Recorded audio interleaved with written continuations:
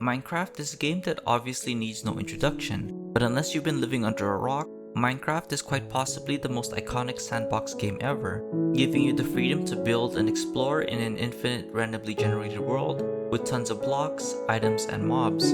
It quickly became a gaming icon since 2011, and as always, when there's something this big, there were bound to be people who wanted a piece of the action.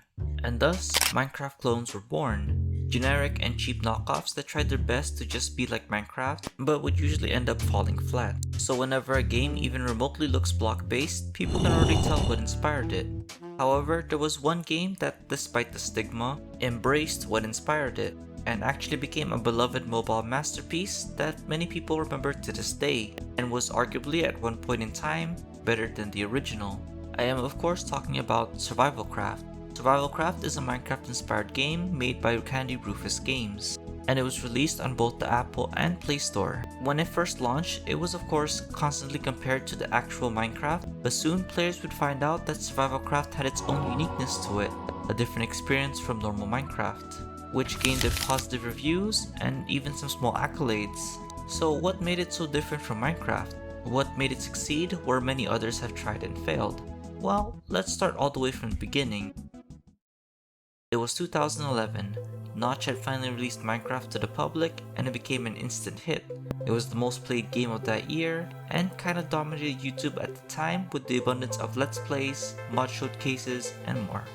The game also had over 1 million downloads in that same year, and eventually it was so good that Microsoft bought Mojang from Notch for $2.5 billion in 2013. With that much money being made over a simple blocky game, Minecraft clones started to pop up left and right, all wanting to get a piece of Minecraft's success. Mineblock, Cube World, Castle Miner, Flatcraft, and one really funny one, Minecraft. I actually don't know most of these, so I can't tell if they're good or bad. I'm basically just reading off of a list, but all I'm saying is there was a lot of them. However, deep in the sea of copies, there was one that would stand out, but it wasn't ready just yet. Sometime in July of 2011, a man called Marcin Kalinsky, or Kalis as their nickname, saw the game and played it for himself, and he enjoyed the game. However, there were things that he wanted to change to fit his playstyle. Doesn't that sound familiar? Additionally, he had a son who really enjoyed the game, so he decided to try and recreate his own version of Minecraft for his son to play. Kalis was a coder. He actually tinkered with Minecraft's code as it was made in JavaScript, so he created his own prototype in C#, possibly because it was easier to work with. I don't know for sure since all my programming knowledge was making an unfinished Day Shift at Freddy's fan game with RPG Maker. I should really work on that again. Anyway, while the game was originally just for his son, he decided to release the game commercially as he had already put a lot of work into it. But Kalis knew how oversaturated the market was with Minecraft clones, so he decided to release it where the clones haven't invaded yet, the mobile market. So he did a few more tweaks, using his son as the sole tester, and soon, version 1.0 of Survivalcraft was released. And it was an immediate success, becoming the top 15th most downloaded game during its first week, and people really loved it. Although there were some who were skeptical of it being a poor man's version of Minecraft Pocket Edition, however, it was actually the other way around. And to understand that, let's actually talk about... In Survivalcraft, there are 6 modes, but in reality there's only 3, similar to Minecraft's. The regular survival, creative, and adventure. The rest are just difficulty modes, with harmless being easy and cruel being Survivalcraft's version of hardcore. When you load up a new world, you're greeted by text, with the ship telling you that they are not planning to return and leave you all alone on some deserted island. I really love this kind of setup as it's short and simple, but at the same time it gives just enough to make a little bit of a backstory / lore reason for how players were on the island to begin with. The best part is it's super vague, so the reason you were abandoned could be many things. Maybe you were part of the crew and did a failed mutiny, maybe you were a stowaway they found, or maybe you were just some regular guy who was captured by pirates and used as a hostage until they just left you there. So many possibilities for players to make their own stories, but if anything's certain, it's that we all tried to go into the boat in creative mode and see what was inside, only to be disappointed. Now, as you walk around the island, you'll notice two key differences aside from the art style. First is the mobs, and the second is a new meter called a temperature bar, which I'll go over later. As the name implies, Survivalcraft is literally about survival, as it's actually a lot harder than it seems. Instead of your typical zombies or skeletons, the game is a little bit more realistic, now spawning a multitude of real life animals. There's actually a ton of them, so I won't go over them all, only the ones that are pretty important. To give an example of how many mobs there are, there's actually 5 bird types, and they each vary depending on what region you find them in, which, funnily enough, was something Survivalcraft did first before Minecraft. And those were just the birds. There's more land animals and even different kinds of sea life, which already puts it a tier above Minecraft. This also means that there's a lot of hostile mobs to worry about, and they vary depending on the biome as well. So in the normal plains, if you try to hunt a regular cow, you'll also have to deal against the bull, which are the male version of cows. They run fast and deal a good amount of damage, not to mention it's lore accurate. That's actually one of Survivalcraft's unique features of having animals do their own behaviors and hierarchies, like bulls and cows traveling in herds, and some hostile mobs attacking each other so it looks like they're hunting. Now, you think this would be easy to handle like in Minecraft, just keep tapping or clicking to hit them away and keep your distance. Well, let me tell you something. Survivalcraft has no knockback. Punching practically does nothing, so it's actually quite difficult just to kill any kind of mob without tools. Plus, some animals like the Rhino are faster than your running speed, so you can't even outrun them. And if that wasn't difficult enough, along with hunger, you also have to worry about warmth, which is where the meter comes in. Whenever you get wet, whether from rain or swimming, your clothes will be soaked. And it's not a problem in a dry biome like a desert, but if you're near a snow biome, you start to freeze up, which will actually hurt you. So on top of armor, Survivalcraft also lets you craft normal clothings. And the best part is, it's layered. So you can wear a regular tank top and a normal shirt for warmth, then add chainmail or fur armor for protection.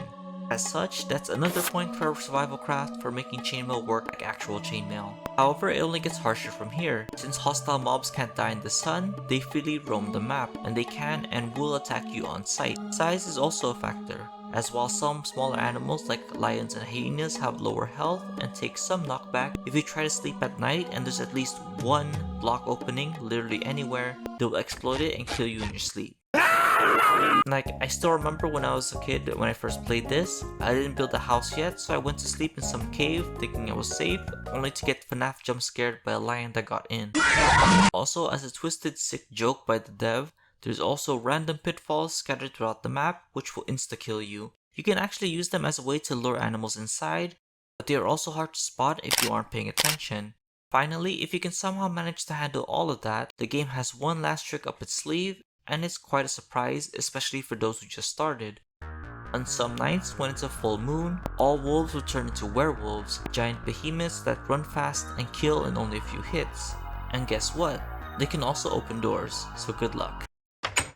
Hang up that computer call. Come over here and kiss me on my hot mouth. Now let's get to the actual surviving part. What does the game offer you to survive? Well, instead of swords, the game has machetes. Instead of tridents, there are spears. Instead of bows, there are bows and guns. That's right, the musket. Sure, there's a crossbow, but the musket is where it's at. Honestly, I don't know why, but just the reloading and shooting just feels so satisfying. There's also a redstone version for Survivalcraft in the form of wires.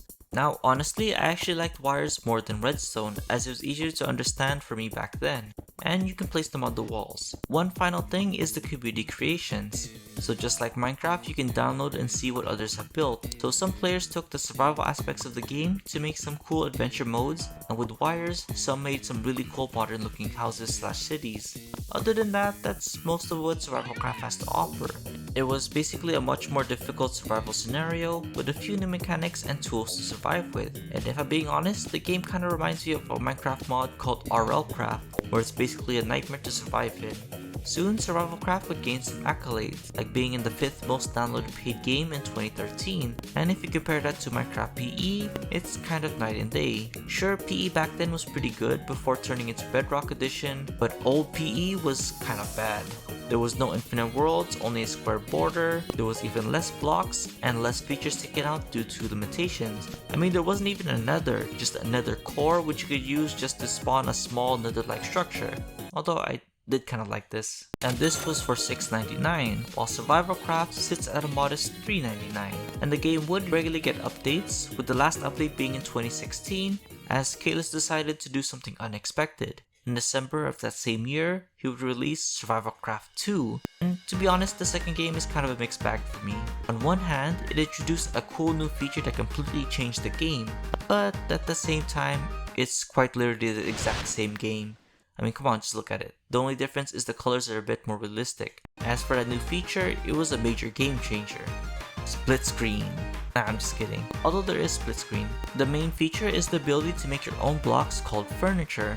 Now, I won't go into detail since I never tried it, plus it's kind of confusing, but basically, using the new hammer tool, you can take whatever you built and shrink it down to a new block. So an example is you can make your own torch with just 2 blocks and a light source. You can then put them into things called furniture packs and share them with people online. Speaking of which, the only biggest downside to Survivalcraft is the lack of a proper multiplayer. Sure, there's split screen, but could you imagine if this game had online multiplayer and server support? It would have done quite well, but sadly, it was never a thing. And that was Survivalcraft. The game still gets updated from time to time, but nothing major. And while not as popular as it was before, since Minecraft Bedrock is already miles better, and you could just find mods or community packs to make a personalized version of Minecraft, Survivalcraft is still a fond memory for many players who played it back then. The fact it was so well regarded and survived for this long to even get a sequel shows that it succeeded many other so-called Minecraft clones. What started off as a fun little project for their son turned into a game that embraced its roots and created something new, showing that just because something inspired it doesn't mean it can't find its own greatness. Thanks for watching, I hope you enjoyed the video. Survivalcraft was honestly one of my favorite mobile games growing up. I did have Minecraft PE, but I was able to easily build my own wooden mansion, and I once tried to build the walls from Attack on Titan, but there wasn't any mods to add in and I was stuck in that invisible border so I couldn't explore anything. It basically made the game a little bit boring, especially without someone to play with. So when I saw Survivalcraft, it had everything I wanted. It was so difficult that I never built a house, and it was fun to explore the new terrain and encounter new mobs. It had that extra spice that PE seriously needed at the time, and if you haven't already, I highly suggest you play the game. It's only $4. And don't forget to like the video and subscribe so that I can get noticed by the YouTube algorithm. And if you really want to support the channel, please consider becoming a member. And as always, I'll see you guys in the next one. Take care.